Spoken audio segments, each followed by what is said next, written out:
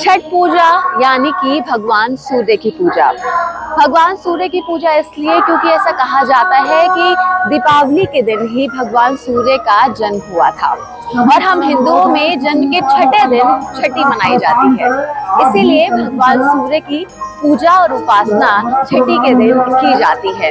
हालांकि बहुत सारी कहानियां हैं, बहुत सारी मान्यताएं हैं, लेकिन जितनी कथाएं और मान्यताएं हैं उतना ही ज्यादा छठ का जो महत्व है वो है पूरी दुनिया भर में, ना सिर्फ हिंदुस्तान में। छठ जो है वो आस्था और उल्लास का अद्भुत मिलन है। ऐसा कहा जाता है कि छठी में जो छठ पूजा है उसमें ना सिर्फ भगवान सूर्य की पूजा की जाती है, उनके साथ साथ षष्ठी माता की भी पूजा और अर्चना की जाती है। तो हम कह सकते हैं कि डूबते हुए सूर्य से लेकर उगते हुए सूर्य की उपासना का जो अद्भुत मिलन है, निष्ठा और नियम की जो बहती हुई अद्भुत और कलकल धारा है, उसी का नाम है छठ पूजा। छठ पूजा में छठी मैया की पूजा की जाती है, भगवान सूर्य की उपासना की जाती है। और यहाँ पर मैं इन सब चीजों के साथ ही कहना चाहूंगी कि ना सिर्फ ये दिखाता है कि हमारे लिए भगवान सूर्य जो है ना सिर्फ वो उगते हुए सूर्य के रूप में पूजनीय है, बल्कि वो हर एक रूप में हमारे लिए उतने ही पूजनीय हैं। जैसे कि मैंने आपको बताया कि बहुत सारी कथाएं और मान्यताएं जुड़ी हुई हैं छठ पूजा के साथ साथ। तो उसमें से पहली मान्यता ये है कि कहा जाता है कि हमारे भगवान प्रभु श्री राम जो है वो जब लंका पर विजय प्राप्त करके वापस अयोध्या लौटे थे तो उन्होंने कार्तिक शुक्ल की षष्ठी वाले दिन ही भगवान सूर्य की उपासना की थी।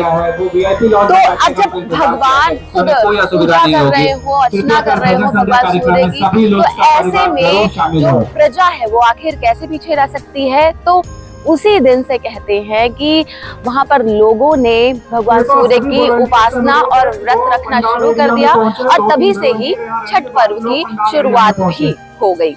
एक और कथा है राजा प्रियव्रत को लेकर। राजा प्रियव्रत की कोई संतान नहीं थी, उन्होंने संतान की प्राप्ति के लिए पुत्रगेष्टि यज्ञ भी किया था, उनको संतान की प्राप्ति भी हो गई, लेकिन उसके कुछ समय बाद ही जो उनकी संतान थी वो उन्हें छोड़कर चली गई।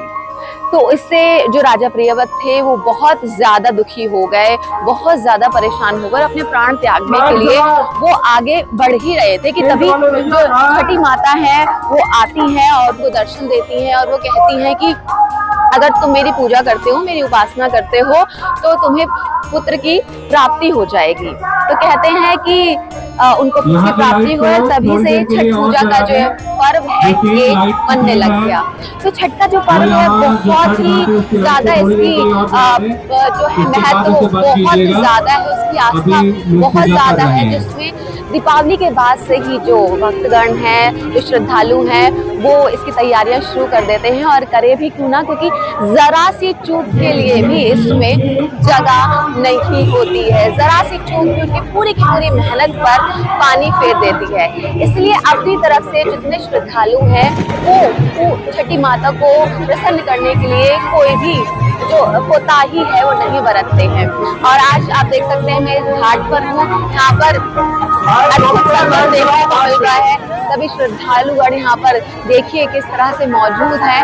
छोटा सा एक घाट ग्रेटर नोएडा में बनाया गया है, जहाँ पर सभी भक्तगण आए हैं अपने परिवार वालों के साथ और बेहद हर्ष और उल्लास के साथ पूरा परिवार छठ के इस पर्व को मना रहा है। तो उम्मीद है कि छठ का ये पर्व जो है सभी श्रद्धालुओं के जीवन में शुभता लाए, उमंग लाए और जिस आस्था के साथ उन्होंने छठी मैया को प्रसन्न करने के लिए इस व्रत को रखा है, उन सभी की मुरादें पूरी हो जाएं।